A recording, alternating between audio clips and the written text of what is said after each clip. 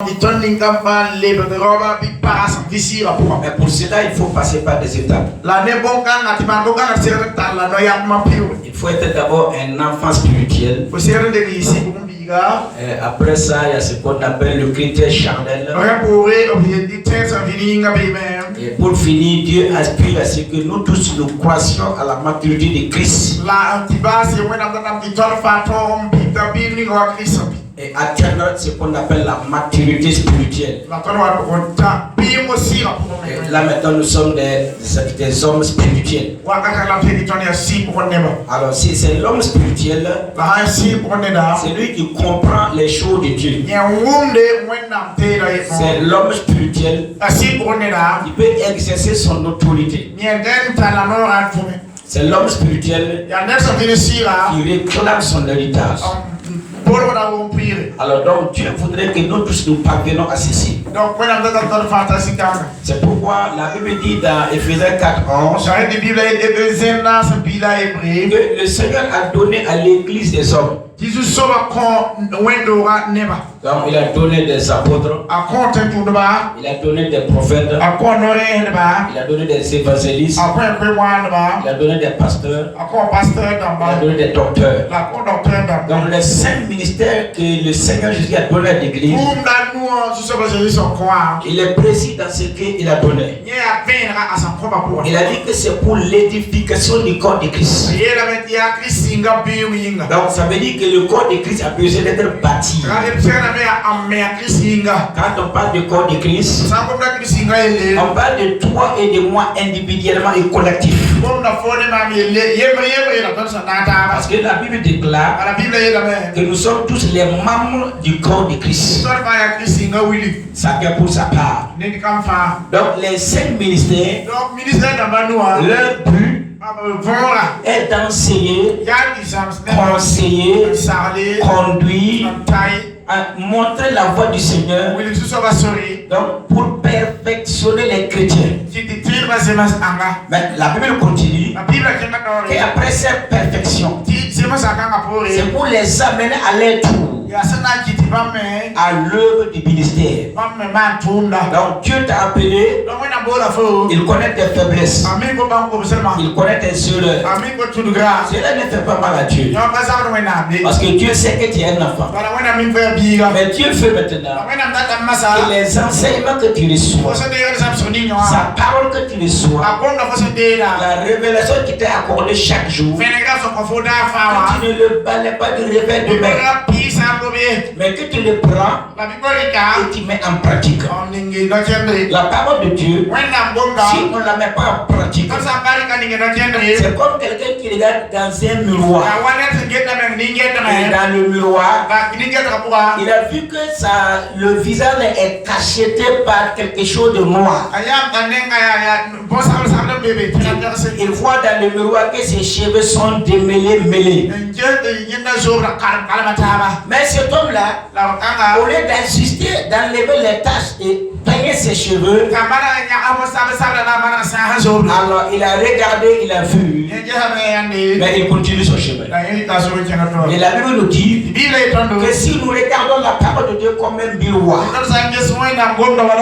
et que si nous la contemplons chaque jour, le mot contempler dépasse regarder. Le mot contempler vient de l'adoration. Ça veut dire qu'on vénère la parole de Dieu.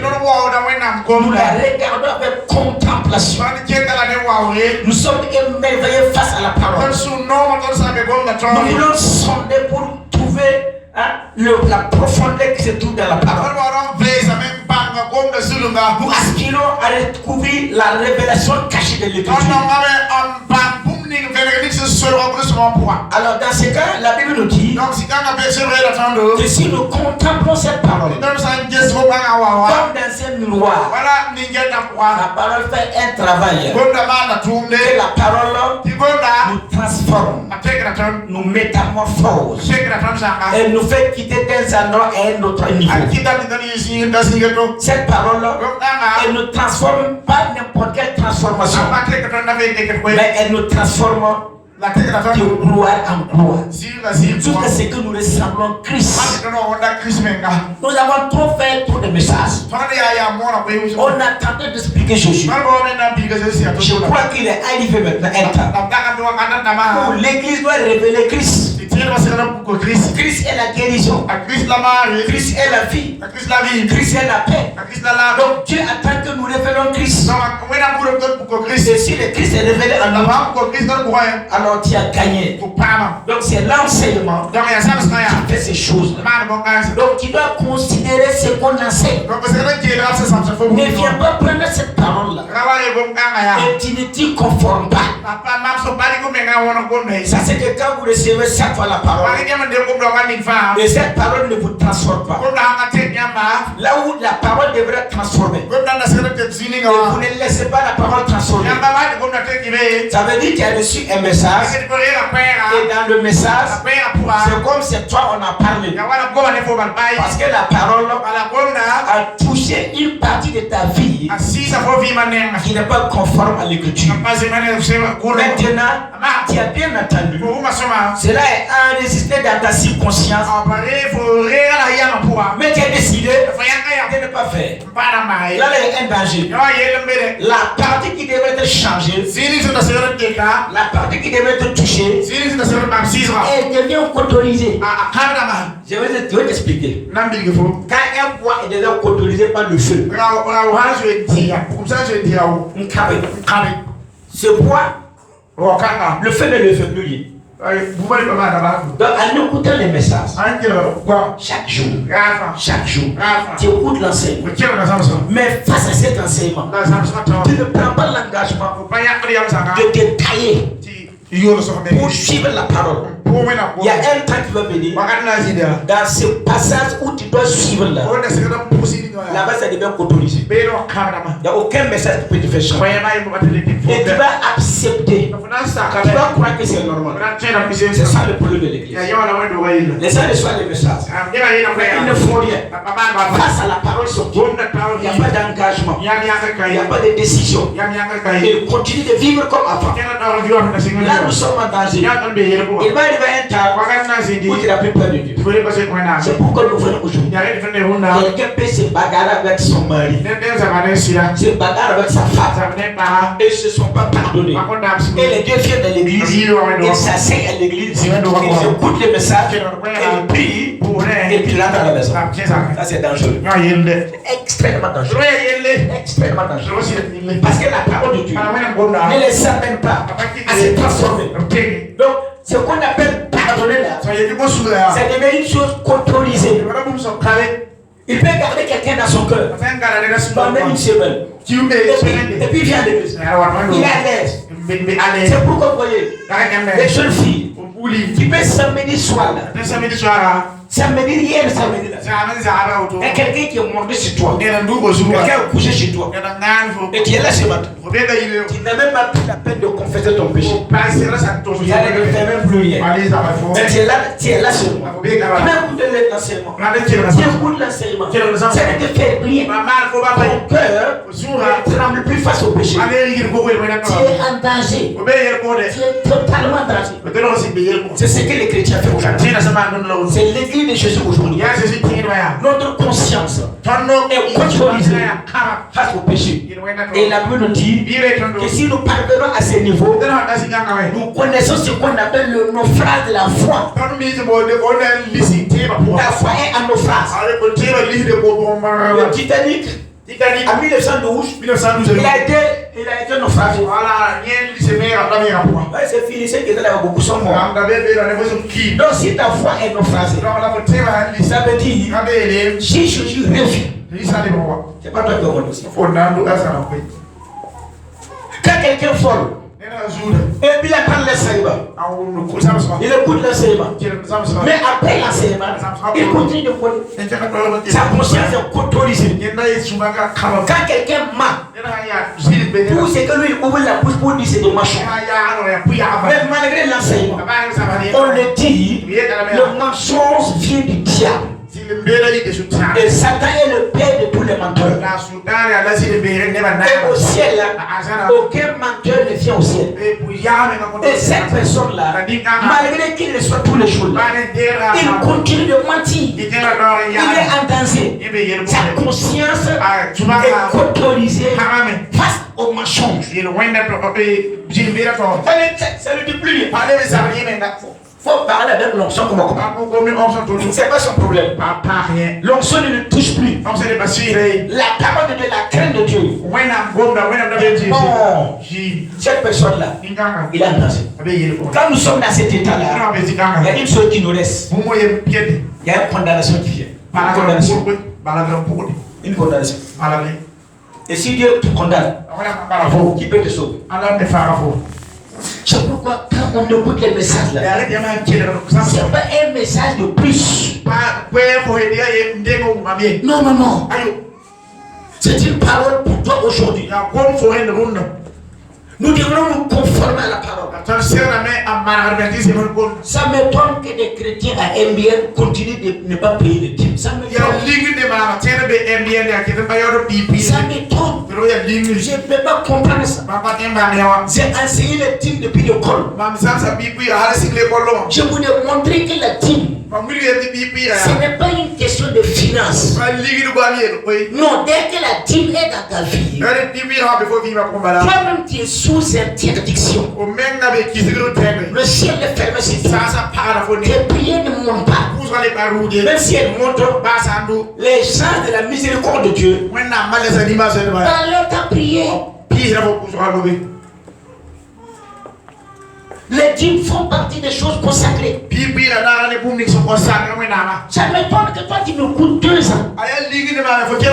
Ça m'étonne que tu me coûtes 1 an. Et tu continues de ne pas être fidèle dans tes dîmes. Ça c'est le BAB. Ça c'est le BAB. Ça m'étonne. Ça m'étonne que tu me coûtes 1 an. Ça m'étonne que vous me coûtez 2 ans. Et vous continuez à critiquer les chrétiens. Et se croire à critiquer les pères spirituels. Ça m'étonne. Ça veut te passe quoi? Moi je ne peux pas comprendre ça. Si tu es nouveau ici, oui je peux le comprendre. Mais ça m'étonne qu'après l'enseignement que j'ai livré avec mon cœur, pas une fois, pas 2 fois, toi tu continues de t'asseoir, tu parles d'un nom de Dieu, et puis tu crois que tu vas t'en tirer. Ça m'étonne. Parce que l'enseignement concernant l'honneur du père, ta conscience est autorisée. C'est un jeu. Je vous dis la vérité. La souffrance de l'église. Si vous voulez, refusez cette parole. Mais c'est la vérité. C'est les choses intimes. C'est ça qui détruit les chrétiens. C'est les dîmes. C'est l'onction. C'est les prémices. C'est ça. C'est ça qui vous bloque. C'est ça qui vous bloque.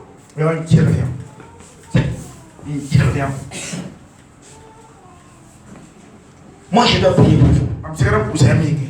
Que ce soit à l'église ou que ce soit pas à l'église. La nuit comme ça. Pendant que les gens dorment, moi je ne dors pas. Si je prie dans ma maison et que je commence à avoir sommeil, je sors dans la cour. Je marche. Je marche. Je marche. Presque toutes les nuits. Je ne prie pas pour le pasteur David. Je prie pour toi. Et toi, tu es capable de t'asseoir pour me critiquer. Comment tu crois que tu vas te sortir? C'est impossible. Cette prière qui devait te bénir là, elle devient automatiquement une malédiction. C'est pourquoi moi j'encourage les gens. Ceux qui sont des MBN et que vous trouvez que moi je ne suis pas avec Jésus-Christ, vous bien parti. Là c'est votre bénédiction. Si vous partez, vous n'avez aucun problème. Mais si vous êtes sous l'onction d'un homme de Dieu, il ne faut pas les critiquer. Si toi tu t'assois avec quelqu'un et la personne critique le pasteur, le pasteur qui doit prier pour toi, le pasteur qui prie pour toi, et quelqu'un s'assoit devant toi et il le critique, il le rabaisse, il le diffame, c'est toi qui ne dis rien. Tu crois que toi tu t'es assorti comme ça? Non, la Bible dit que tu participes. Non, Kabakwe, c'est le premier même. Il faut la pipi maintenant. Pourquoi tu sais? Il ne faut pas dire je n'ai rien dit. Tu as dit. Est-ce que quelqu'un peut s'asseoir devant moi? Et puis commencer à critiquer le pasteur Zoulala. Le pasteur Zoulala a fait ça, il a fait ceci. Et puis moi j'ai dit rien quoi. Et puis moi je me lève comme ça. J'ai dit que je suis loyal au pasteur Zoulala. Le ciel me traite d'hypocrite. Le Dieu va jamais me bénir. Ça m'étonne. Puis après les enseignements, il n'y a pas de changement. Il n'y a pas de changement. Ça m'étonne que je parle tous les 4h du matin. Levez-vous, adorez Dieu. Ça m'étonne que tu lèves toujours les 6h. Ça m'étonne. Ça me dépasse. Moi, je ne comprends pas. Je ne comprends pas que toi, après ce que je t'ai révélé, le mystère qui se cache derrière ceux qui se lèvent très tôt. Toi, tu continues de dormir jusqu'à 6h. Ça m'étonne. Ça dépasse ma compréhension. Ma petite compréhension dépasse. Larissa, tiens-toi debout. Là, c'est deux autres qui est chez moi. Après ça, il faut nous expliquer un peu la vie à la maison. Voilà, donne le micro, expliquer. Depuis que tu es venu à la maison, quelle est la vie là-bas? Ça fait une semaine aujourd'hui que je suis chez papa. Tous les matins, on se réveille à 5h, 4h30 pour faire la dévotion matinale. Et après ça, on médite sur un passage de la Bible. C'est comme ça tous les matins. Est-ce que tu m'entends? Tous les jours. Ça m'étonne que moi je te dis. Il y a un secret derrière 4h du matin. Bonsoir, on met 4h du matin. Ça m'étonne que toi tu dors à 7h. Ça m'étonne. Tu veux dominer. Il y a un prix pour tout. Il y a un prix pour tout. Tout ce qui est valoré à un prix, ça coûte cher. La domination coûte cher. Toi tu veux dominer, non? Tu veux que ta vie à France, non? Il y a un prix qu'il faut payer. Jésus m'a payé ce prix-là. Ça m'étonne que toi tu te lèves à 4h à 6h. Ça m'étonne, je ne comprends pas. Ça m'étonne. Aujourd'hui c'est dimanche. Hier samedi. Quels sont ceux qui se sont levés à 4h pour adorer et qui lèvent les mains?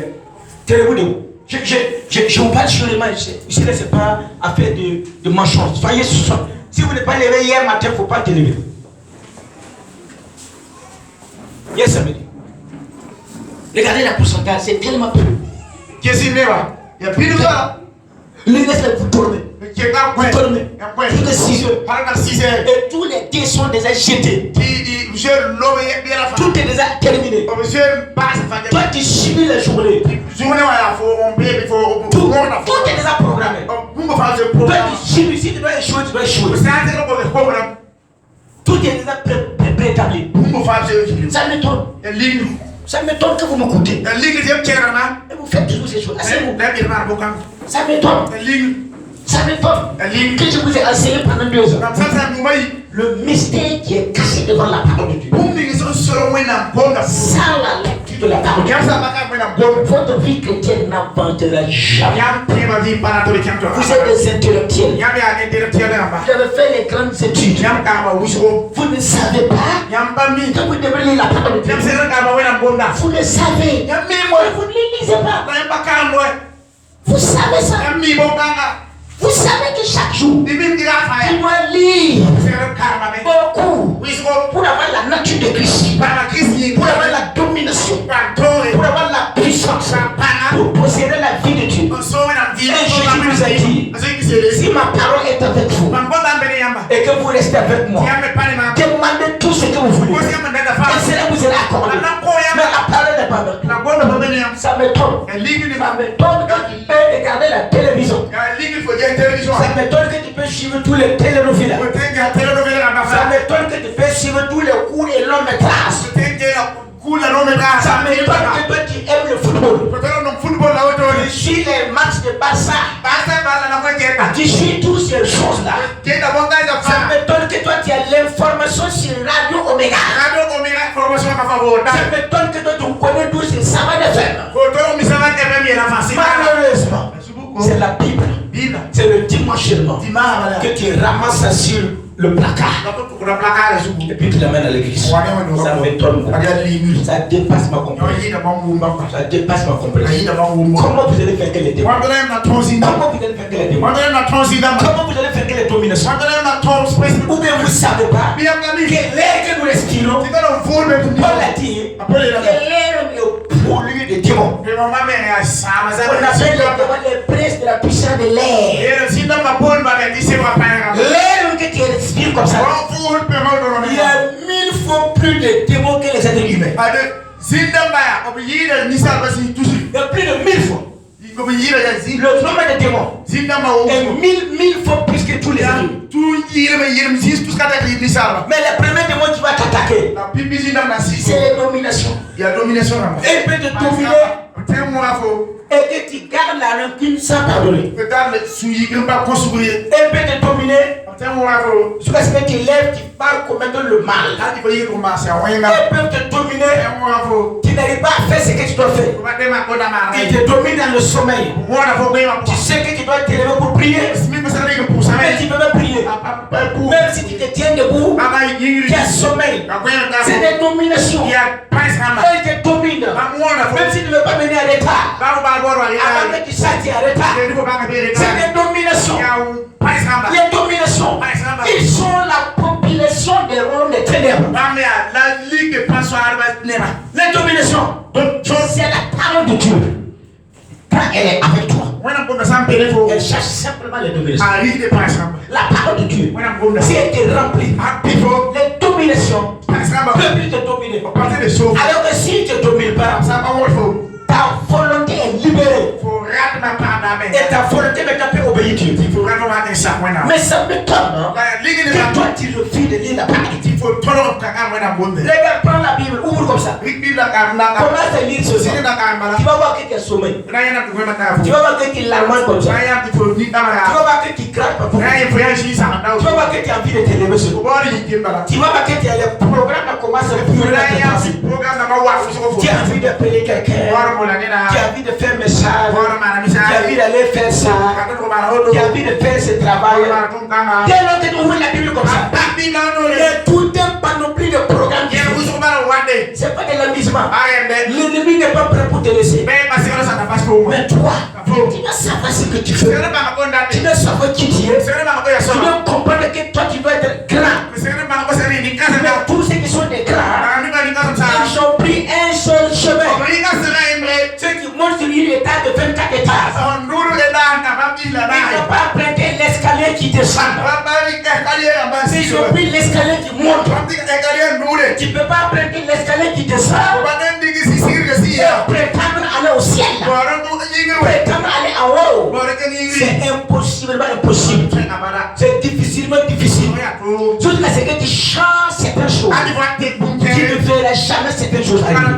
Jusqu'à ce que tu décides de changer certaines habitudes. Jamais tu ne verras certaines choses arriver. Il faut que toi d'abord tu décides de changer certaines choses. Créer certaines habitudes. Regardez aujourd'hui, au Burkina Faso, on a dit changer les plaques d'immatriculation. On a dit changer les permis de conduire. Toi qui es là, tu entends ça. Tu fais que la police commence à attraper les gens. Avec des pour courir. C'est quelle pensée ça? Tu veux dire ça chauffe au retour. La police va commencer à arrêter les motos. Tu veux venir à l'église, tu ne peux pas. C'est alors que tu vas aller faire la queue. Pour aller dire, il faut que je gagne ça. Alors que maintenant, tu peux le faire naturellement. Simplement. Il faut changer. Il y a des choses que tu dois changer. Il y a un comportement que tu dois changer. Il y a des mauvaises habitudes que tu dois couper. C'est mauvaise habitude. Je suis vraiment désolé. Que les gens ne viennent pas au prier de la soirée. Ça m'étonne que vous êtes dans un armée. Vous savez que vous avez des ennemis. Et si vous ne combattez pas, jamais vous ne vous en sortirez pas. Et mercredi soir, assis avec la télévision, assis avec des amis, ça m'étonne. Ça m'étonne. Depuis que j'ai tourné ma vie à Jésus-Christ, depuis le 25 septembre 2008 jusqu'à aujourd'hui, je n'ai jamais manqué prier de soir. Même pas une seule fois, même pas une demi-fois. Je n'ai jamais été à l'état. Personne ne me défense à l'église. Même quand je marchais à pied. Regarde ce qu'on fait tous les mercredis soirs. Le Seigneur là, il donne un pas aujourd'hui, tu obéis, il ajoute un pas, tu obéis, il ajoute un pas, tu obéis, il te donne deux pas, tu obéis, il te donne encore des pas, tu obéis. Mais toi tu fais pas ce que tu dis, tu fais ce que tu dis. Il y a des gens comme ça. Mercredi soir, ils ne font rien. Ils sont assis à la télévision. Ils ne font rien. Quand tu es dans un royaume, il y a un combat qui est devant toi.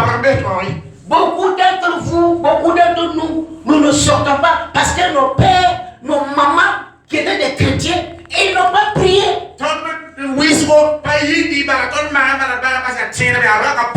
C'est des chrétiens qui viennent dans l'église. Le pasteur même ne prie pas.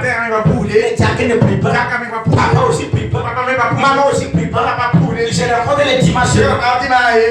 Les prières de soir. Il agit à la maison avec la télévision. Avec les programmes de Pierre Bibé. En train de tirer les 4, les 8, les 5. Avant qu'il ne sache là. Il y a un coulement dans la famille. Voilà, les enfants arrivent là de se marier, tout est lié. Ils arrivent là de travailler, il n'y a aucun travail. Il faut aller mettre un courrier de prière en prière. Non, l'ennemi est déjà à l'intérieur. Mais tu ne dois pas faire ça à tes enfants. Si vous priez beaucoup, votre prospérité, vos enfants, ceux qui sont sous votre couple, ils vont voir que leur vie ne va pas rencontrer les obstacles que toi tu as rencontrés. Oui. Toi tu fais quoi à la maison le soir? Qui t'a dit que la prière c'est dimanche? Il y a d'autres. On peut le comprendre. C'est indépendant de par certaines femmes. Leur mari n'accepte pas qu'ils sortent. Leur cœur la saigne, elle veut venir à l'église. Mais toi, rien ne t'empêche. Rien. Et tu veux seulement des miracles seulement. Des miracles seulement. Je vous dis la vérité. Avant que Dieu utilise quelqu'un, Dieu doit d'abord voir la fidélité de la personne. Il est fidèle dans les petites choses. Alors il sera fidèle dans les grandes choses. C'est pourquoi aujourd'hui, on va avancer dans notre enseignement. Nous avons vu la semaine passée les choses qu'on n'a pas fait. Dans 1 Pierre 3, nous avons vu à partir du verset 9 que nous ne devrons pas rendre le mal pour le mal, l'injure pour l'injure, mais nous devrons bénir pour hériter la bénédiction. Donc je vous ai enseigné ces choses-là. Et le verset 10 a dit, si quelqu'un en effet veut aimer la vie, je vous ai posé la question si vous aimez la vie. Chacun a levé la main, il a dit oui. Je vais avoir une bonne vie, une vie paisible, une vie de joie, une vie de réussite. Moi j'ai aspiré à cette vie.